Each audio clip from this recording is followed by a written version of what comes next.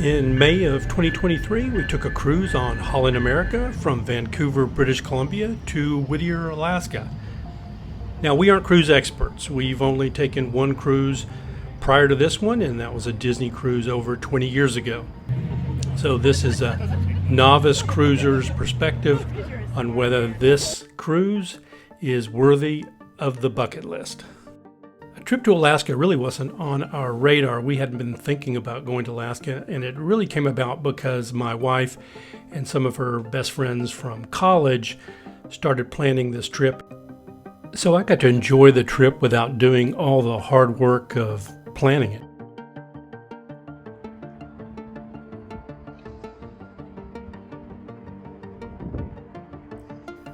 One of the things Vicky did was had us arrive in Vancouver 3 days before our ship was to depart. And I'm really glad she did that because the city is really beautiful. There's a lot of things to see there. And we had 3 days to experience that before we took off on our cruise.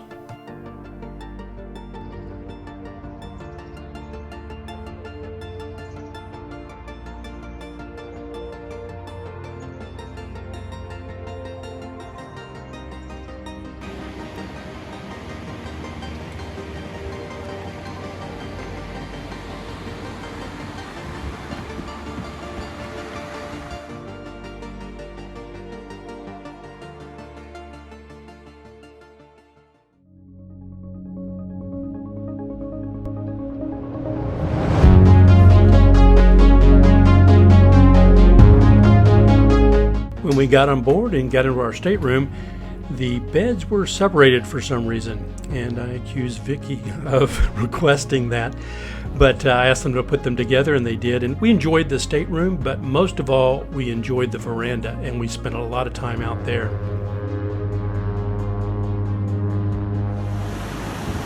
First day on the cruise, we spent at sea, and the next day as well. And our first night, we got an amazing sunset that we could view from our veranda.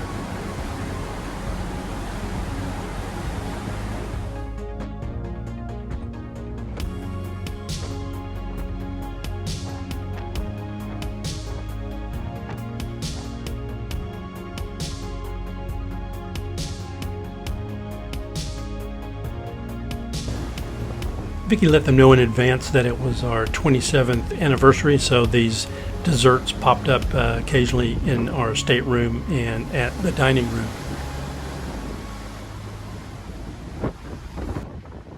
I wanted to start with some clips of the outside decks, and these were taken early in the morning. And if you don't love big crowds, which I don't, this is a great opportunity to kind of get out and explore without a lot of people around. I mean, there's 2,000 guests on this ship, but you look at these clips and you wouldn't think anybody was on the ship.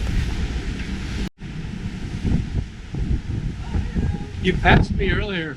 You walked right by me. Yeah. So I think if you got out at probably 6, you'd probably avoid everybody. I think so. Right now it just got busy. That walking crew just started. Yeah. This way? It's colder on this side. To be honest, what we found is if you were away from food, you could avoid the crowds. So when you were out on the decks, particularly when it was early in the morning, you would pretty much be alone. And at the gym, I found that as well. There was never more than one person in the gym when I was there. But pretty much it looked like this, where it was, cloudy. It was a little cold in the low 40s, but sometimes it was much warmer than that.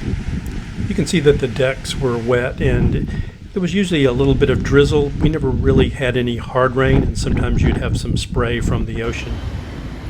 And we did have a few days where we had some sun too, but we brought more warm clothes than we even needed. It wasn't that cold.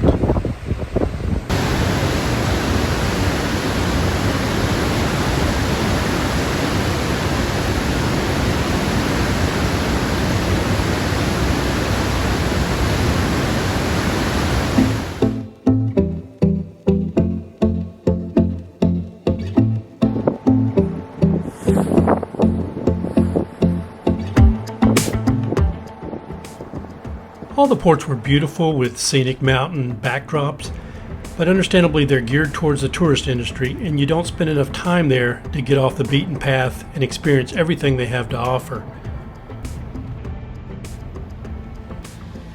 It makes me think of Catalina Island, which is just 26 miles off the coast of California, in a place that we take our sailboat about 3 weeks every summer. And we've explored every nook and cranny of that island. And a cruise ship is there 3 days a week, and those passengers get off for a few hours and go to the souvenir shops and the restaurants. But I always think they truly don't experience everything that Catalina has to offer because they just don't have the time and they don't really know where to go either. So I think that's kind of the same situation for these ports. I'm sure these different cities have a lot of things that are very interesting and beyond the tourist trap part of the towns, but you're just not able to do that when you're on a cruise ship.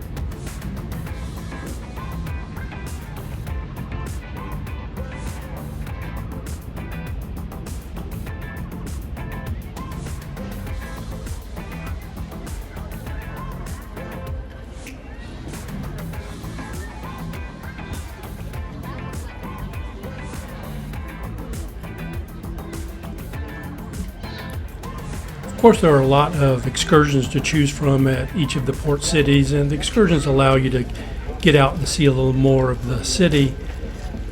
But the reality is there are a couple of thousand people on your ship, and we were never the only ship at the port. There were often 2 or 3 other ships at the port, and a lot of those ships were bigger than ours and significantly bigger. I believe some of these ships can hold up to 4,000 plus guests.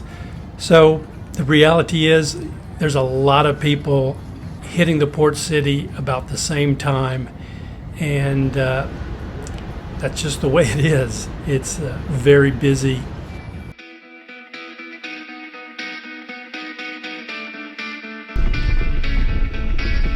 These are quick clips of the different excursions that we did, and I did a separate video on the excursions if you're interested in more detail. But we enjoyed all the excursions that we did. We enjoyed some more than others.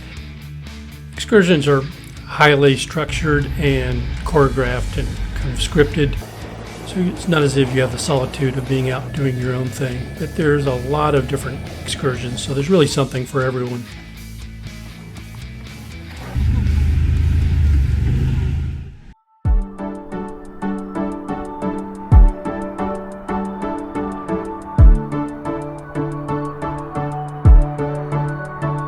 Entertainment is definitely one area that I feel like we could have taken more advantage of the things that they had to offer. We did see performance at the main stage, but unfortunately we didn't see anything at B.B. King's Blues Club. There at the record machine, I knew she must have been about 17.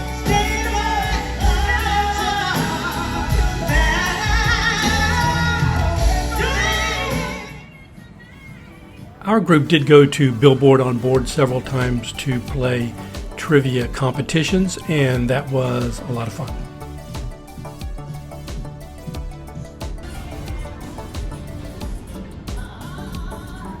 Obviously, I'm only scratching the surface on all the different entertainment options that they had on the ship, but I want to close with this last clip, which is our friend Andrew playing his violin in the Lincoln Center.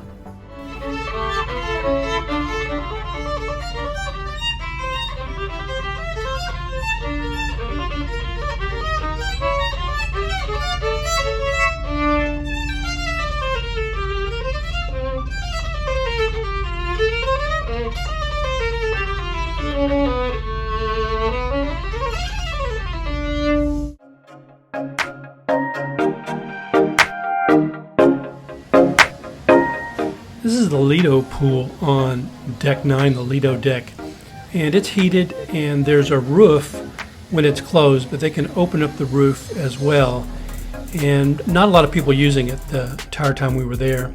And the fitness center, I never saw more than 1 or 2 people in there, so definitely no crowds in the pool inside or the fitness center. And then outside is the sea view pool, and it's heated as well. I think it's like 80 degrees. One day they organized what they called a polar bear plunge out there at the Seaview pool, and that was the only time I saw people in the pool. So if you could brave the cold and rain, then you would probably have it all to yourself. Super hot? Hot tubbing in the snow. And when I say cold, the water was warm in both the hot tub and the pool, but when you got out, it got cold quick, real quick. Crazy. It is cold. I never saw anybody playing basketball on this court, and I think they also play pickleball, but from this clip here you can see the wind blowing up there. That's where the court is. It is blowing about 30 knots. So it'd be very difficult to play basketball. I know they were organizing some pickleball. I don't know if the weather actually permitted that, but most of these things were never being used. But Vicky did definitely take advantage of the spa. There was an extra charge for that, but I think she thought it was worth it.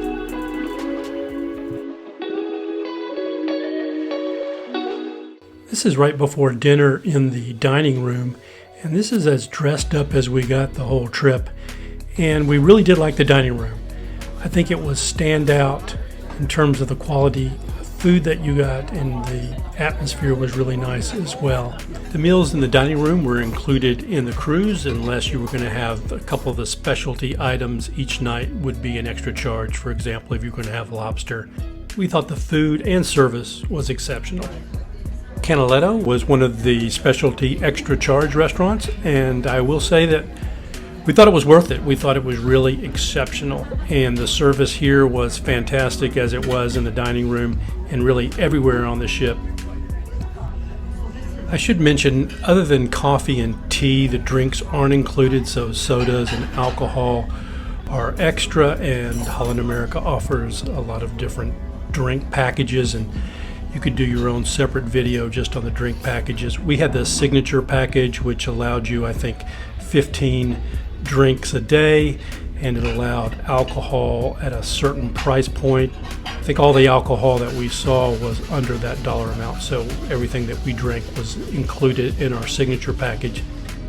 This is Pinnacle Grill, and it's another one of the specialty restaurants that's an extra charge.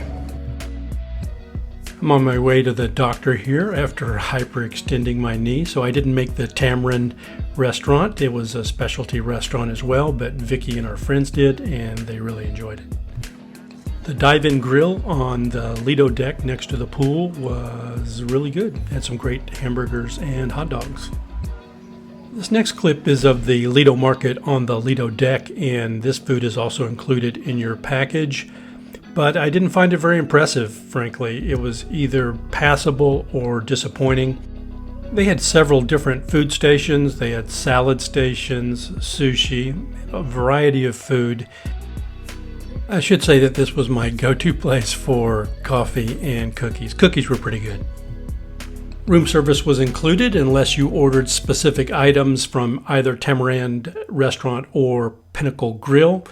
You could get breakfast as early as 6 a.m., and so that's what we did. We were up early, and that was the only thing that was open. I would say that room service was okay, but nothing special.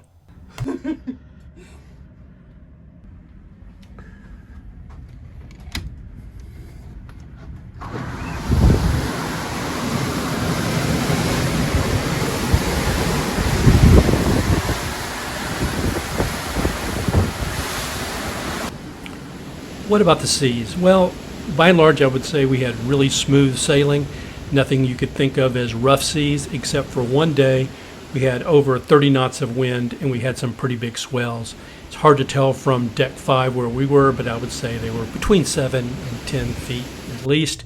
And some in our group felt a little seasick that day, but that was really the only day that was kind of rough. I thought it would include kind of a virtual tour. One morning I got up, I think it was a little bit after 6 in the morning, and just walked around. I started on the 9th deck, the Lido deck. That's the deck we spend a lot of time on. We would have drinks and sit around the pool. You also have the Lido market there where we would get coffee, and there's a lot of food there as well. And you've got the dive-in place too. So you have the pools inside and out. So we spent a lot of time on the Lido deck. So that's where I started, and then made my way up a little higher to the 11th deck and then back down. So here we're going into the Lido deck and the Lido pool.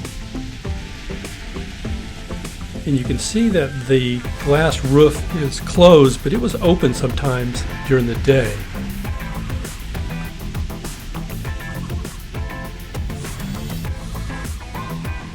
Walking around early in the morning, there's nobody around. You see some staff preparing, but I had a few drinks at this bar right here.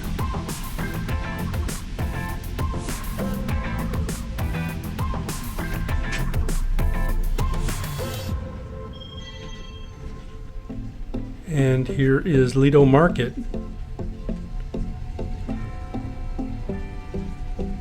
This is where they would call it a snack at 10:30 at night, and snack was a misnomer. I mean, it was a massive amount of food, like full-on entrees, crazy amount of food for 10:30 at night, and people would pack in there at 10:30.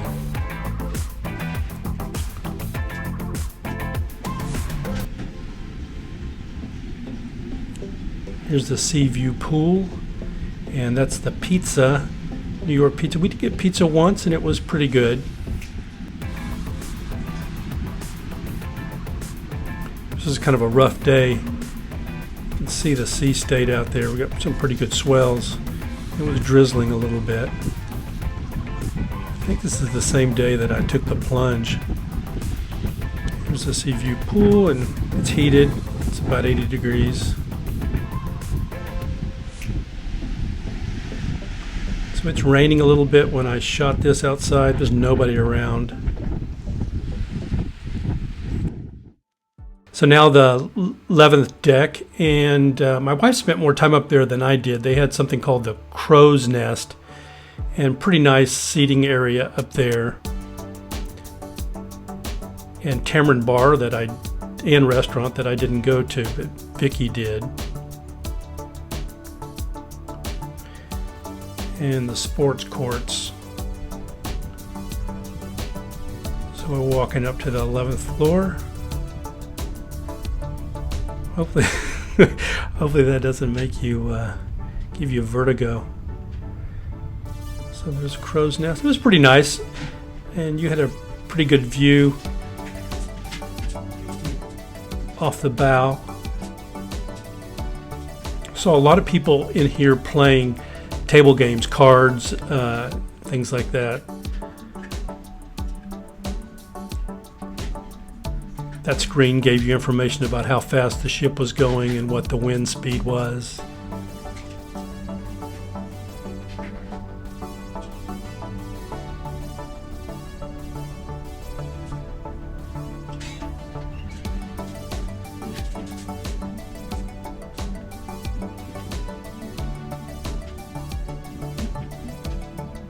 Then this area over here was kind of a coffee bar where you could get lattes, coffee, danishes, things like that.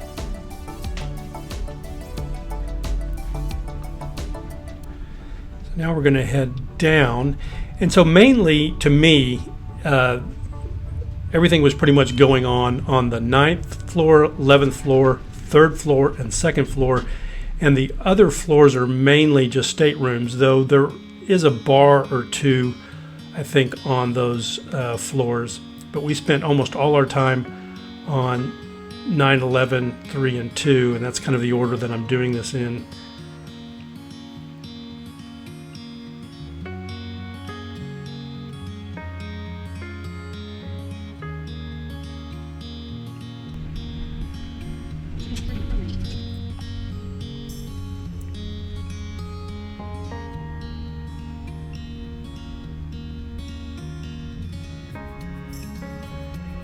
Now, I found myself confused about where I was, and I think part of it was I was seeing the main stage everywhere, and I didn't realize until later that the main stage was on 3 different floors. So when I would see the main stage, I would be confused about what floor I was on because I didn't realize it was on 3 different floors, or 3 different decks, I guess I should say. This is a shopping area. Of course, early in the morning, all these shops are closed.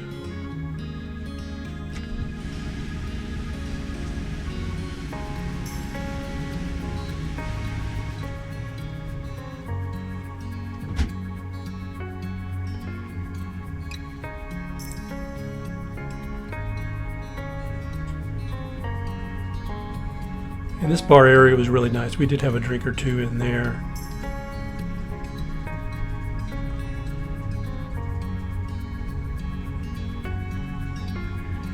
And the photo gallery, those are digital displays, and during the day they would have up all these digital photos that had been taken.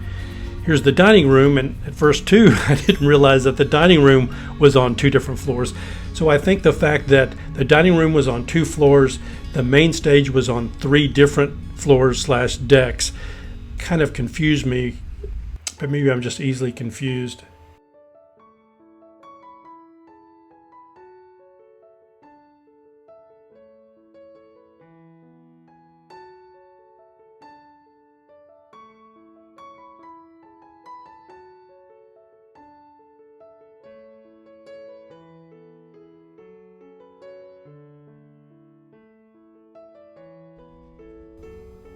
And we're walking down to the second deck, and we're going to go back into the dining room on this deck level. And this is Club Orange here when you first go in, and they receive preferential seating. Not sure how you become a member of that, but must be frequent cruisers.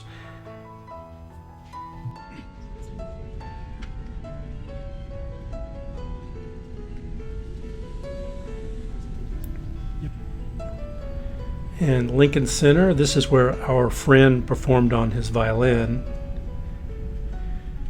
And the art gallery.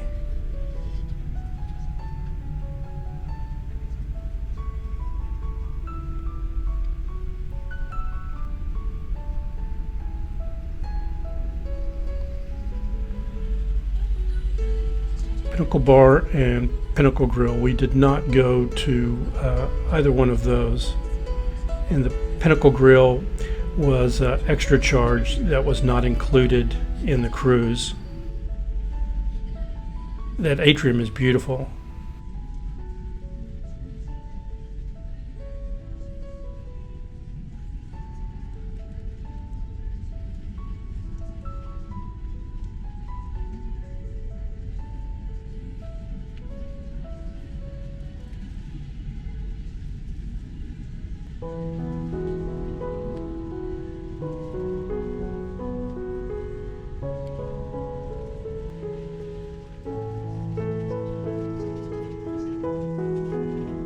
Okay, so I realized I passed B.B. King's Blues Club.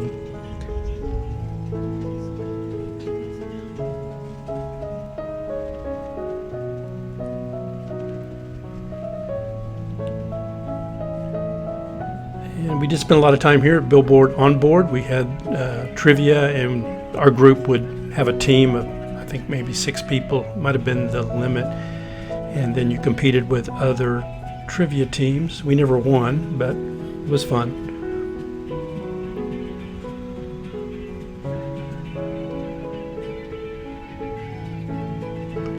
Casino. We never used the casino. It's kind of not our thing.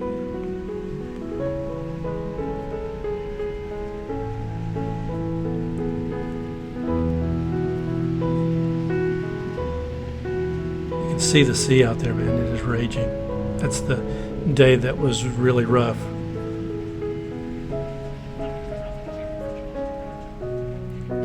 And finishing up at the main stage.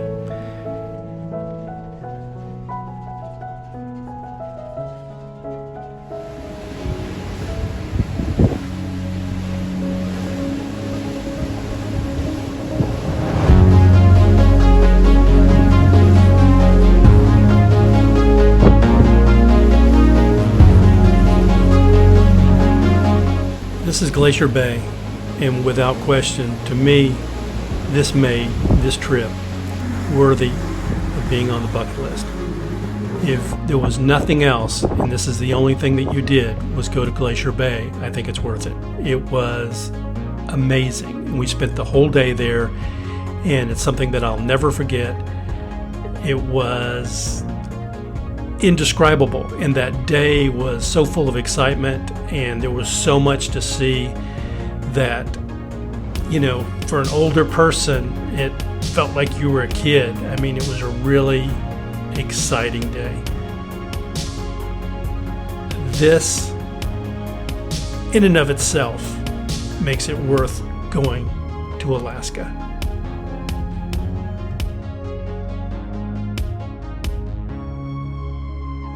If you're interested in seeing more on Glacier Bay, I posted a separate video just on Glacier Bay.